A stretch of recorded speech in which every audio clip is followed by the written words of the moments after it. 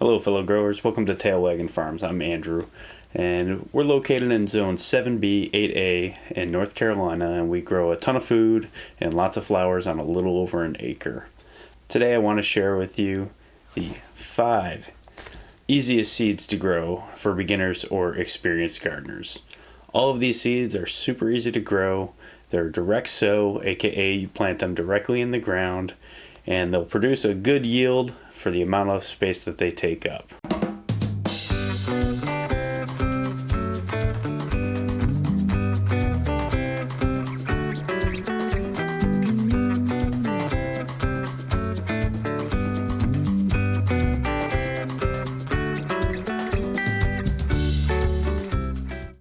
Number 1 on our list is an early season favorite, snow peas. Our favorite variety to grow is the Oregon Giant from Johnny's. These plants produce a prolific harvest of beautiful, delicious, sweet, large snow peas. We've grown shelling peas in the past, and it's just not worth the effort to shell them and pop the peas out of the pod. What's great about the snow peas is that you eat the pod and all, so increasing the amount of food that you get from the same amount of space. They're great lightly sauteed up or in a stir fry or just fresh, dipped in some hummus. It's all delicious. The little trick that we found for quicker germination on snow peas is to soak these seeds overnight in water, then you drain them out and let them sit on the counter for a day or two and let them pre-sprout.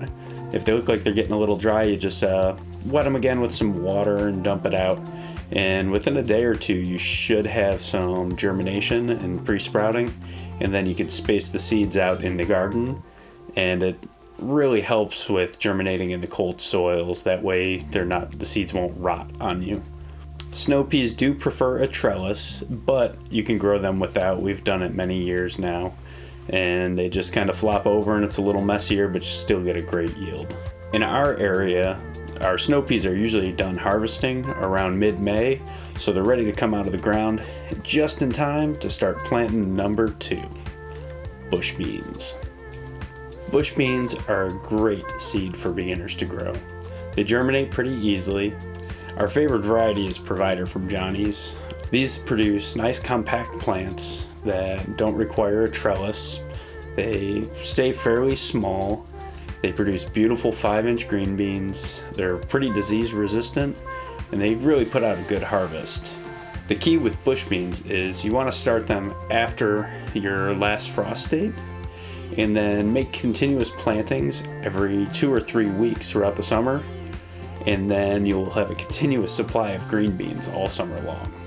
Just make sure you keep the pups away, because you turn your back for 1 second and they'll pick the plants clean. This has happened to us numerous times before, and Miss Annabelle is a little vicious with them. She ends up pulling all the plants out of the ground. We found the best way to prepare the bush beans is to lightly saute them, eat them fresh. Once again, throw them in stir fries, and my personal favorite is pickled spicy dilly beans. Number 3 on the list is summer squash. I lumped these ones together because I couldn't just pick one of my favorite varieties. My favorite zucchini that we've grown is Dunja from Johnny's.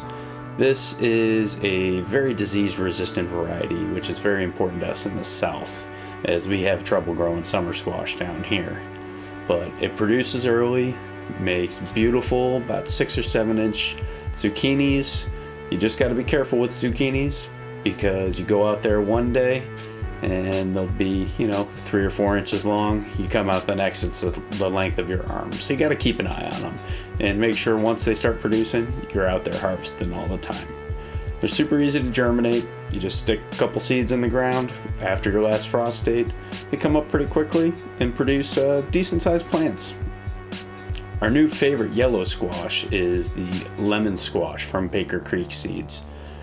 This compact variety of squash produces lemon-sized yellow squash. They look just like lemons, and they're super disease resistant, delicious, they're sweet, they got a great flavor to them, and they just kept putting out fruit when the other plants had all succumbed to diseases. Both can be used interchangeably in recipes, whether it's sauteing, grilling, spiralizing into noodles. They take to the dehydrator really well, or of course, making zucchini bread. Number 4 is lettuce, specifically lettuce mixes, such as the Rocky Top blend from Baker Creek or the All-Star mix from Johnny's. These can be planted fairly close together, and the harvest comes pretty quickly in about 3 to 4 weeks. You start planting a couple weeks before your last frost date, and you can keep planting up until the weather is in the mid-70s. Above that, lettuce doesn't really germinate very well. What's nice about these mixes is you can cut and come again, where you take some of the outside leaves off of individual plants, or you can cut the whole plant off an inch or two above the surface of the soil, and it will regrow from the center.